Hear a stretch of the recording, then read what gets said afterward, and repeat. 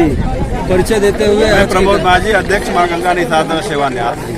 आज जो धरना हो रहा है इसका कारण बताया। आज धरने का मूल कारण है वाटर टैक्सी, क्योंकि बनारस में हम लोग के माथे वाटर टैक्सी थोपा जा रहा है, जिसको कतई हम लोग मंजूर नहीं करते हैं।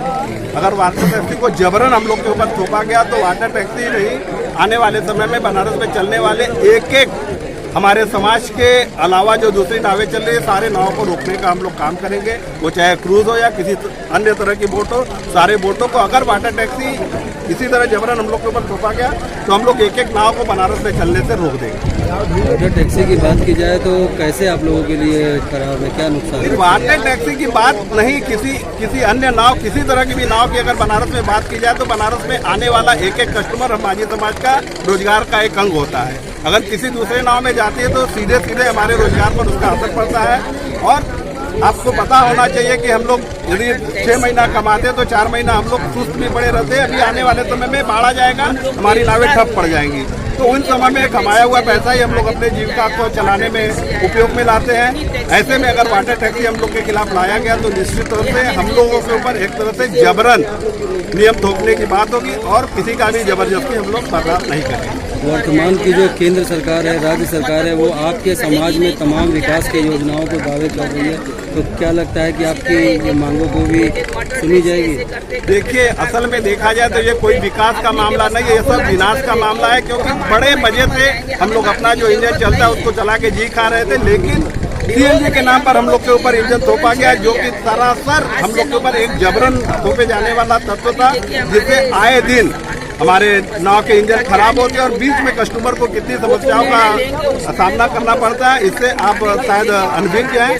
और इसके साथ साथ अभी परसों की बात है कि हमारे पास एक और भी लेटर आ चुका है, जिसमें लिखा गया है कि क्या आप बनारस में सोलर की नाव चलाना चाहते हैं। देखिए, गंगा के प्रति हम लोग की जो भावना है, गंगा के प्रति जो प्रेम है, गंगा माँ को साफ करने के लिए हम लोग कुछ भी करने को तैयार रहते हैं। इसी पर अगर सोलर की भी बात जो आई है, तो अगर ये हमारे नाव को चलाने में उपयुक्त इंजन हुआ, जैसा कि सीएनजी को हम लोग फेल मान रहे हैं और हम लोग बहुत परेशान है सीएनजी से, लेकिन बावजूद इसके जबरन हम लोग के माथे थोपा जा रहा है। ऐसे ही अगर सोलर उपयुक्त हुआ तो हम लोग सीएनजी को सोलर पे जरूर कन्वर्ट करेंगे, लेकिन अगर चलने लायक हुआ तो अन्यथा वो कितना भी कोशिश करते रहे हम लोग के लिए, ये सब सिर्फ और सिर्फ हम लोग को भटकाने का एक तरीका है, लॉलीपॉप है। ये आप ले लो, ये आपके नाम से आ रहा है और हमारा क्रूज चलने दो, वाटर टैक्सी चलने दो। हो सकता है आने वाले समय में बहुत सारे ऐसे बोट आएंगे जिससे हम लोगों के रोजगार पर काफी फर्क पड़ सकता है, जिससे हम लोग गैर सामाजिक किसी भी नाव को सिरे से इनकार करते हैं। जी, परिचय देते हुए आज के विरोध का कारण बताएं। मेरा नाम गोविंद सानी है। आज का विरोध करने का मूल उद्देश्य ये है कि ये वाटर टैक्सी को लेके हम लोगों की 84 घाटों की सारी नावें प्रतिबंधित हम लोग बंद करके अपने माझी समाज को लोग अपनी एकता दिखाते हुए प्रशासन को अवगत कराना चाह रहे हैं। ये सारे तरीके से, पूरी तरीके से हमारे पेट पे मारने के एकदम आमादा हो गया है। अब हमारी नावें जो है, हम लोग जो नाव चलाते हुए चले आ रहे हैं, ये वाटर टैक्सी पूरे विश्व में कहीं भी आज तक वाटर टैक्सी नहीं चला, ये काशी में चलाना चाह रहा है। नरेंद्र मोदी जी के सांसदीय क्षेत्र प्रधानमंत्री जी का, उनको पता होना चाहिए कि हम लोग भी एक मल्लाह समाज के लोग जो नाव का संचालन करके गंगा जी की प्राचीनता को हम लोग कायम रखे हुए हैं, और उसको प्राचीनता खत्म करने के लिए बड़ी बड़ी क्रूजें ला रही हैं। जो अभी हमारी सारी बोटें सीएनजी कन्वर्जन हो चुकी है, ये बोल रहे हैं कि प्रदूषण मुक्त करने के लिए। कहाँ से प्रदूषण मुक्त है? ये प्रदूषण मुक्त खाली हम लोग वोट कर रहे हैं। 200 आदमियों को लाद के बिना लाइफ जैकेट का क्रूज को चलाया जा रहा है, उसमें 2-3 घंटे का यात्रा करा के मल मूत्र भी कराया जा रहा है, जो गंगा में हो रहा है। ये कहाँ से, ये मतलब ये कह रहे थे कि डीजल ही है, वो भी डीजल इंजन, वो उसको सीएनजी कन्वर्जन क्यों नहीं करा रहे? हम लोग भाई गरीब तत्व के लोग हैं, मल्लाह समाज के लोग हैं, तो हम लोग को दबाया जा रहा है। हम लोग को जबरदस्ती लाठी डंडा मार के और जैसे भी करके सीएनजी कन्वर्जन करा दिया। ठीक है, करा दिए। सीएनजी की स्टेशन बंद हो जाता है, 2 दिन मेरी बोटें बंद हो जाती है। हम लोग गरीब आदमी जाए कहाँ? अभी बाढ़ आ रहा है, 4 महीना हमारी नाव बंद हो जाएगी। अब 4 महीना क्या सरकार हमें दे देगी? या तो फिर ठीक है, हमारे समाज के लोगों के सब ले लेना, हम लोगों को, हमारे परिवार में हमारे छोटे बड़े भाइयों को सरकारी नौकरी दे दें। सुनिए, आप चाहते क्या है ये बताइए अपनी। हम ये चाहते हैं कि सरकार से हम लोग निवेदन कर रहे हैं, आग्रह कर रहे हैं कि महोदय जी, ये वाटर टैक्सी जहाँ का है वहाँ भेजिए। हम लोगों की वोटें लेके अगर वाटर टैक्सी के रूप में चलाना है तो चलाएं। हम लोग एक सही है, मतलब कि हम लोग चाह रहे हैं कि वो चलाएं। लेकिन हम लोगों का वोट ले, हम लोग के नागरिकों के लिए, हम लोग समाज के लोगों के लिए हमारी वोट को मोटिफाई करा ले, वो चलाए वाटर टैक्सी, हम उनका स्वागत करते हैं। आप लोगों ने डीजल इंजन से जब शुरुआत की जी, हाथ की नाव सबसे अच्छी मानी जाती है, उसमें कोई प्रदूषण नहीं था।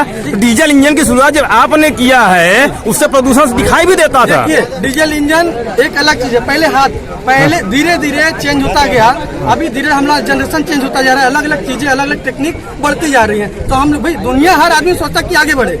अब पहले तो डिजिटल इंडिया नहीं था, अब तो डिजिटल इंडिया हो गया है। अब तो डिजिटल, तो जाहिर सी बात है, हम लोग का जनरेटर चल रहा था, तो जनरेटर से हम लोग जीविका यापन होता था, थोड़ा सा कमाई इनकम बढ़ी हुई थी। अब वो क्या है कि हाँ, अब क्या है सीएनजी कन्वर्जन करा दी। हम लोग प्रदूषण से कभी खिलाफ नहीं है, बल्कि हम लोग सहयोगी कर रहे हैं। और अपना परिचय दीजिए।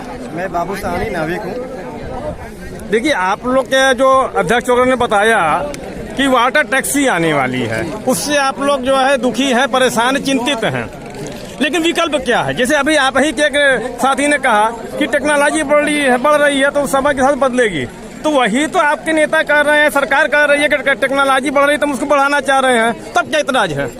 जरूरत क्या है? क्या हमारी बनारस में नावों की संख्या कम है?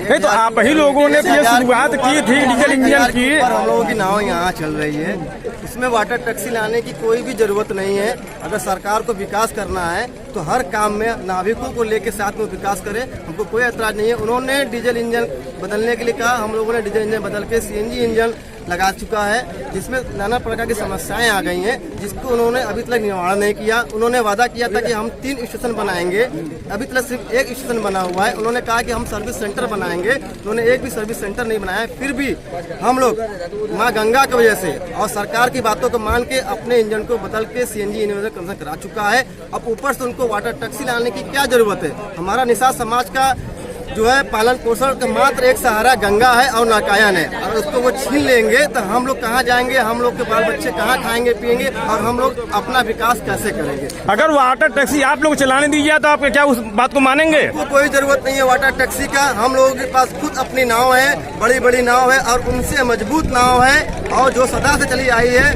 वही हम लोग नाव चलाते आएंगे। और हम लोग अपने में खुद चेंजेस ला चुके हैं। पहले छोटी छोटी नाव थी, आज बड़ी बड़ी नाव हो गई है, और आज सारे नाव सुरक्षित है और मजबूत है। वाटर टैक्सी की कोई जरूरत नहीं है बनारस में। यहाँ पे यात्रियों को जो मजा चप्पू वाली बोट में आ जाती है वो वाटर टैक्सी में नहीं आएगी, और ना ही क्रूज में आएगी। श्री रामचंद्र जी को भी पार किया गया था भाई, श्री रामचंद्र जी को भी पार किया गया था, काट की नाव से किया गया था, ना कि क्रूज से, ना टैक्सी से। हम लोग की प्राचीनता देखते हुए चले आ रहे हैं। आप लोग भी देख रहे हैं, मीडिया के माध्यम से हमने बोल रहा है कि काट की नाव, लकड़ी की नाव हम लोग चला रहे हैं, और काशी की प्राचीनता खत्म नहीं की हम लोग, ये प्राचीनता खत्म करने की कोशिश लगी है। धन्यवाद।